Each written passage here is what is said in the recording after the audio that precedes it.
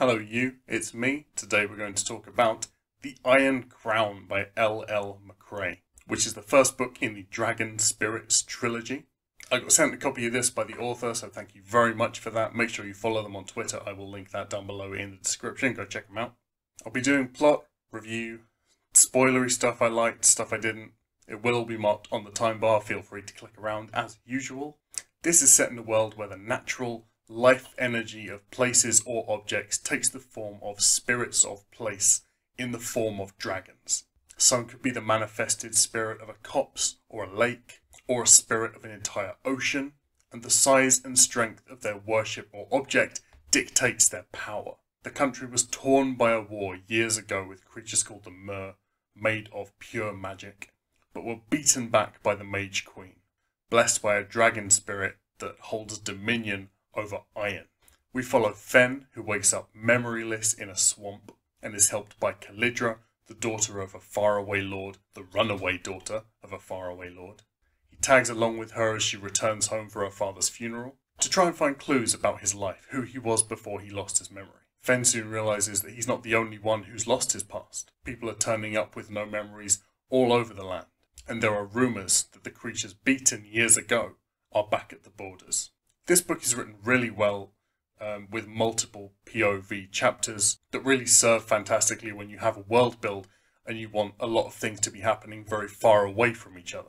And like with all POV fantasy books, I did find myself whizzing through some chapters to get back to the ones I was really invested in. And it is a great world build. The idea of these genius loci, spirits of place, is such an interesting one, and I'm excited to see how that ties into magic in the world. It's said that the Queen is a mage, but so far we haven't seen any of her magic outside of the magic that Toriakan, the Iron Dragon spirit, grants her. The dragon magic we do see, though, is very cool, and I think it is stuff that would translate really well to adaptation. Flaming swords, magic-based torture, long-distance communication via metal. There are some very cool scenes and some very cool ideas in here. Immediately going into this one, it ticked a lot of my boxes straight away. Number on the spine, cool fantasy map, little poem quote epigraph. Great choices in how this is laid out.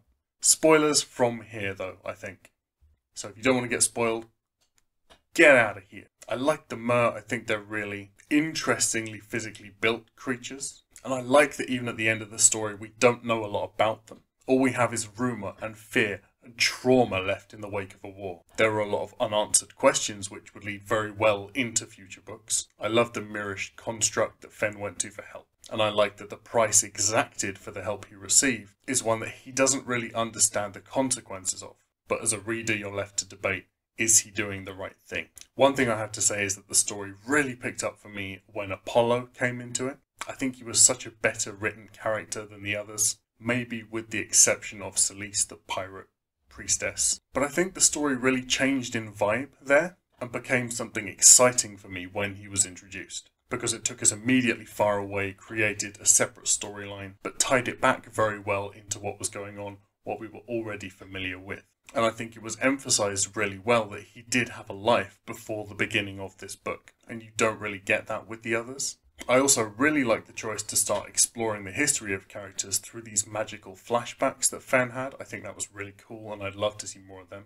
It really serves to prevent info dumping, to prevent having them sit around a campfire and literally swap pasts. Spoilery bits I wasn't too keen on. It felt to me like the world build had been decided first, which is good. It's always the way you should write a story. You should write the world and then write your story in it, rather than trying to flesh out a world around a story you have. It's just personal preference. That latter one can feel clumsy at times. But I got the impression that in this one, while the world was already concretely there, there was maybe a little bit of unsurety about how to begin the story. And I think that feeling comes mainly from the pacing, which is the main issue I had with this book, and the reason it took me quite a long time to read. People are drawn together into a party, forced apart again through no fault of their own and against their will, and then have to strive to get the party together again. And then later in the book it happens again and the party is split differently. But I think I wasn't really invested in the motivations of the party as a whole, the people in it,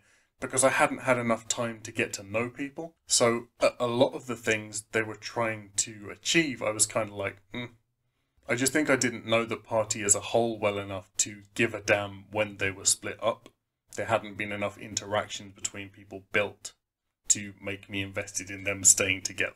I didn't even really have that investment in the main character's romantic relationship because everything happened so quick. I think these are mostly, I'll get to that in a second, great characters, and I wish I'd had more time to get to know them, to have them being built into real emotional people before they were thrown into the main body of the story. The only character in this whole book that I didn't like was the main character, Calidra. It really felt like she was just looking for a reason to snap at people, looking for reasons to dislike people. It felt like every single conversation with her in it was an argument where she was ready to draw a blade. Chapters from her point of view, conversations with her in, were kind of exhausting to read. I really didn't like her.